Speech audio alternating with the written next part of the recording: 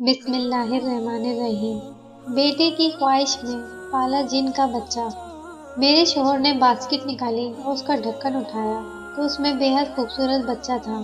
میرے شوہر نے بتایا لڑکا ہے، مگر کون چھوڑ گیا اتنا پیارا خوبصورت، وہ بھی لڑکا۔ لڑکے کا لفظ سن کر میں نے لپک کر اس بچے کو گود میں اٹھا لیا۔ وہ میری گود میں آ کر بالکل چپ ہو گیا اور مجھے ٹکر ٹکر دیکھنے لگا۔ میں نے بے اختیار اسے چوم لیا۔ مجھے اس بچے پر بہت پیار آ رہا تھا۔ میرے شوہر بولے پتہ نہیں کس کا بچہ ہے، کون اسے یہاں چھوڑ کر چلا گیا، اور بھی وہ پتہ نہیں کیا کیا بولتے رہے۔ وہ لوگوں سے پوچھ رہے تھے، چوکیدار سے پوچھ رہے تھے، مگر کسی کو علم نہ تھا کہ وہ بچہ کس کا ہے اور کون اسے یہاں چھوڑ کر گیا ہے۔ آخر اس بچے کی کاغذی کارروائی شروع ہوئی۔ پھر پولیس نے کہا اسے عیدی اوم میں دے دیتے ہیں۔ میرا دل اس بچے سے جدا ہونے کو قطعی نہیں چاہ رہا تھا۔ پھر میرے دل نے فیصلہ کر لیا کہ اللہ تعالیٰ نے مجھے یہ گفٹ دیا ہے۔ یہ اس عبادت، اس نماز، اس دعا کا کمال ہے جو میں نے اللہ سے مانگی۔ اللہ نے مجھے بیٹا دے دیا ہے، چاہے وسیلہ کچھ بھی بنایا۔ اس کا کوئی دعویدار نہیں تھا، تو پھر یہ میرا ہوا، میرا بیٹا، میری جان، میری آنکھوں کا نور، میرا بچہ۔ میں بے تحاشا اسے پیار کرنے لگی۔ وہ بھی ایسے مسکرا رہا تھا جیسے واقعی وہ میرا بیٹا ہو۔ میرے شوہر نے میرا پیار اور بیٹے کی طرف دیکھ کر بچے کی کسٹڈی اپنے ہاتھ میں لے لی۔ ہم بچے کو لے کر گھر آ گئے۔ میری بیٹیاں بھی اپنے ننھے سے بھائی کو دیکھ کر بہت خوش ہو رہی تھیں۔ میرے شوہر خوش تھے مگر خاموش تھے۔ آپ اتنا خاموش کیوں ہیں؟ میں نے بالآخر پوچھ لیا۔ صفیہ، تمہارا پیار دیکھ کر ڈر لگ رہا ہے۔ اگر کسی اور کا بچہ ہوا اور وہ لینے آ گیا تو تمہیں دیتے ہوئے بہت دکھ ہوگا۔ کچھ نہیں ہوگا، یہ میرا بیٹا ہے۔ اللہ تعالیٰ نے یہ مجھے گفٹ کیا ہے، یہ میرے دعاؤں کا پھل ہے۔ ہم نے اس کا نام علی رکھ دیا اور ہم ہنسی خوشی رہنے لگے۔ معاشی پریشانی تو تھی ہمارے ساتھ، مگر پتہ نہیں کیوں اب ان پریشانیوں سے میں گھبراتی نہیں تھی۔ اپنے بیٹے کی محبت میں اب مجھے یہ پریشانی بھی نظر نہیں آتی تھی۔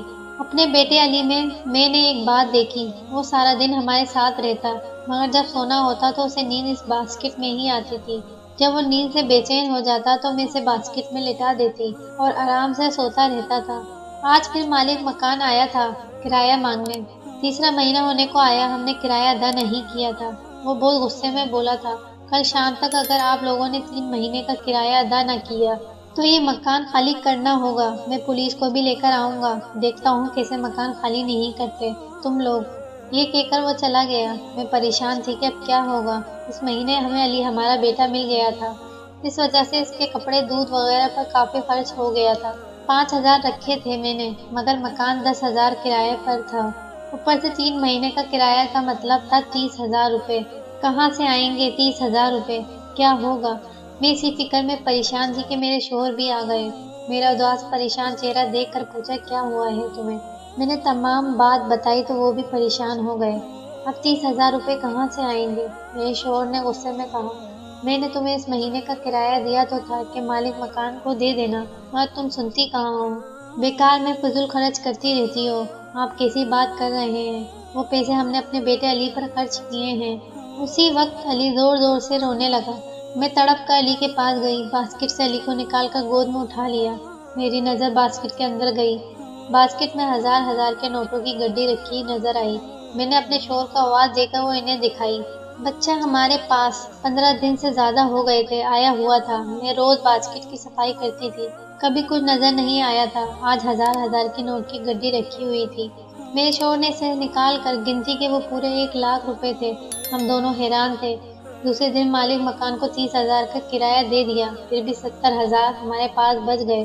یہ خواب تھا یا حقیقت؟ میں نے علی کو اٹھا کر پیار کرنا شروع کر دیا۔ میرے بیٹے، تم کتنے چھوٹے سے ہو مگر تم نے ہماری پریشانی حل کر دی۔ میرے شوہر بولے، پہلے یہ تو سوچو کہ یہ پیسے اس ٹوکری میں کہاں سے آئے؟ کہیں یہ بچہ جن تو نہیں ہے؟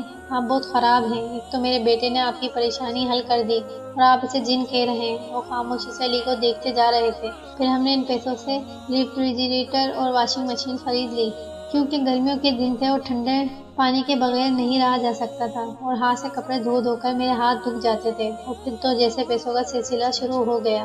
ہمارا گھر چیزوں سے بھرنے لگا۔ اب ہم ایک پرسکون زندگی بسر کر رہے تھے۔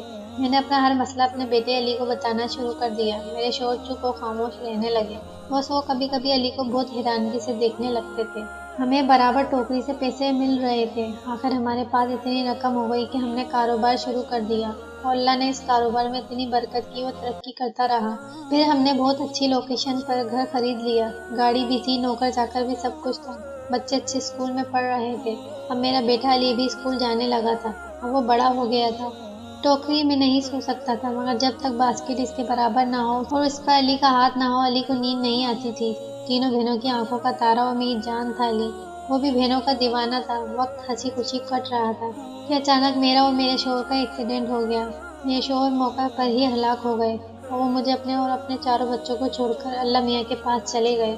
مجھے بھی بہت زیادہ چوٹیں آئیں، مگر سب سے بڑا نقصان میرا یہ ہوا کہ میری زبان کٹ گئی اور میں عمر بھر کے لیے بولنے سے محروم ہو گئی۔ اپنی بات ہاتھ کے اشارے سے بتاتی، اوپر سے میری ریڑھ کی ہڈی میں بھی گیپ آ گیا تھا۔ اسی وجہ سے میں بستر کی ہو کر رہ گئی۔ میرے بچوں کا کیا ہو رہا تھا، کون میرے بچوں کی دیکھ بھال کر رہا تھا، مجھے کچھ خبر نہ تھی۔ قسم قسم کے رشتے دار ہمارے گھر آ کر رہنے لگے، جن کے ہم نے کبھی شکل بھی نہ دیکھی تھی، اور اب وہ حق سے ہمارے گھر اور کاروبار کو سنبھالنے لگے تھے۔ میرے بچے پریشان اور خوف زدہ تھے۔ علی 4 سال کا اور میری سب سے بڑی بیٹی 9 برس کی تھی۔ کسی سے کچھ بھی نہیں کہہ سکتی تھی، اپنے بچوں کی دیکھ بھال بھی نہیں کر سکتی تھی، ان کے آنسو بھی صاف نہیں کر سکتی تھی۔ ہاں، آنسو بہا سکتی تھی، اپنی مجبوری پر، اپنی بے بسی پر، بچوں کی لاچاری پر۔ ہمارے رشتے دار جو پتہ نہیں ہمارے تھے یا نہیں، اب حق سے ہماری چیزیں استعمال کر رہے تھے اور میرے بچوں کا حق مار رہے تھے۔ میں خاموش روتے روتے سب دیکھ رہی تھی۔ کسی بچے کو کھانا ملا یا نہیں، کپڑے گندے بدل نہیں سکتی تھی، اسکول 1 مہینے سے نہیں گئے تھے۔ علی میرا بیٹا جس میں میری جان تھی، اس سے میں یہ سب کچھ کہہ دینا چاہتی تھی، مگر زبان نہیں تھی۔ صرف آنسو اور میری بے بسی میرا حال عیاں کر دیتی تھی۔ ایک دن علی مجھ سے لپٹ کر سو رہا تھا، میری آنکھوں سے آنسو گر رہے تھے، جس سے علی کی آنکھ کھل گئی۔ وہ مجھے دیکھنے لگا، پھر اپنے ننھے ننھے ہاتھوں سے میری آنکھ کے آنسو صاف کرنے لگا۔ مگر میری بے بسی جو علی سے سب کچھ کہنا چاہ رہی تھی، مگر زبان کٹ جانے کی وجہ سے کچھ نہیں کہہ پا رہی تھی، اس بے بسی پر میں تڑپ تڑپ کر روئی۔ وہ جتنا آنسو صاف کرتا، میرے آنسو اس سے زیادہ نکل جاتے۔ اچانک علی بولا، ماں تم پریشان مت ہو، میں سب سنبھال لوں گا، بس پاپا کے 40ویں کا انتظار ہے، وہ ہو جائے پھر چاہے تمام جھوٹے رشتے داروں کو یہاں سے نکال دوں گا۔ میری بہنوں کی ذمہ داری اب میری ہے، آپ پریشان مت ہو۔ میں حیران تھی اور اتنی صاف لہجے میں علی کو بات کرتا دیکھ رہی تھی۔ وہ 4 سال کا تھا بھی اور وہ مجھ سے اتنی بڑی باتیں روانی سے کر رہا تھا۔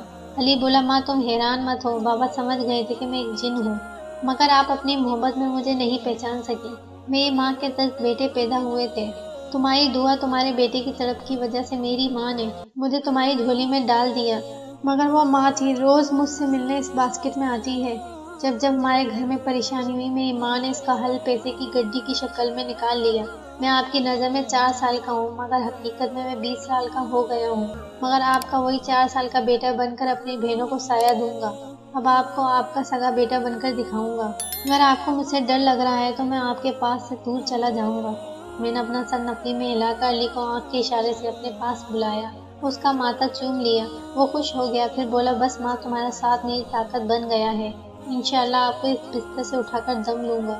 مجھے اپنی علی کی باتیں سن کر کہ وہ ایک جن ہے، بالکل خوف محسوس نہیں ہوا۔ میں شکریہ ادا کرنا چاہتی تھی اس جنی ماں کا جس نے اپنے 10 بچوں میں سے ایک مجھے گفٹ کر دیا تھا۔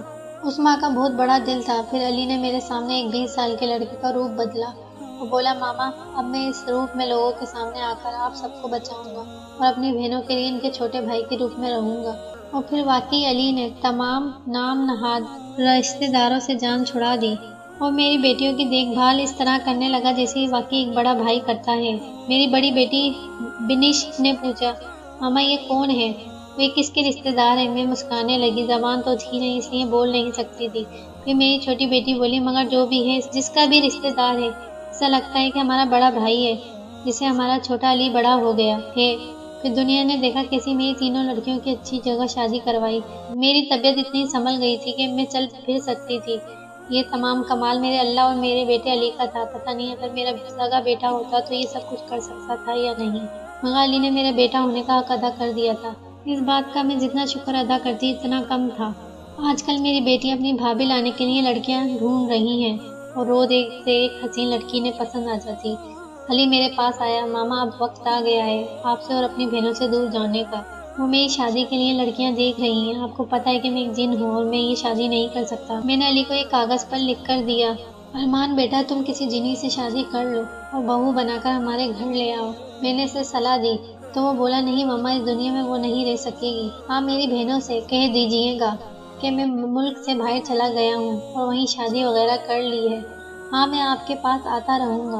आपको और मुझको अल्लाह ताला ने ज़िंदगी दी तो कोशिश करूँगा कि अपनी बीवी और बच्चों से भी मिलवा दूँ, लेकिन वादा नहीं कर सकता। फिर अली हमसे दूर चला गया और अब वो मुझसे मिलने आता है। उसने अपनी बीवी और बच्चों से भी मुझे मिलवाया है। मेरी आप लोगों से इतनी सी अर्ज़ है कि दुआ हमेशा मांगते रहना चाहिए। खुदा किसी न किसी सूरत में हमारी दुआ ज़रूर कबूल करता है। ये मेरी दुआओं का ही असर था कि अल्लाह ताला ने मुझे अली की सूरत में इतना अच्छा बेटा अता किया था। अल्लाह ताला की इस नेमत का मैं जितना शुक्र अदा करूँ कम है। हरदम मेरे लबों से यही दुआ निकलती है, अल्लाह ताला अली को हमेशा सलामत रखे। आमीन। वीडियो अच्छी लगी है तो लाइक करें। मज़ीद अच्छी वीडियो और स्टोरी सुनने के लिए हमारे चैनल को लाजमी सब्सक्राइब करें।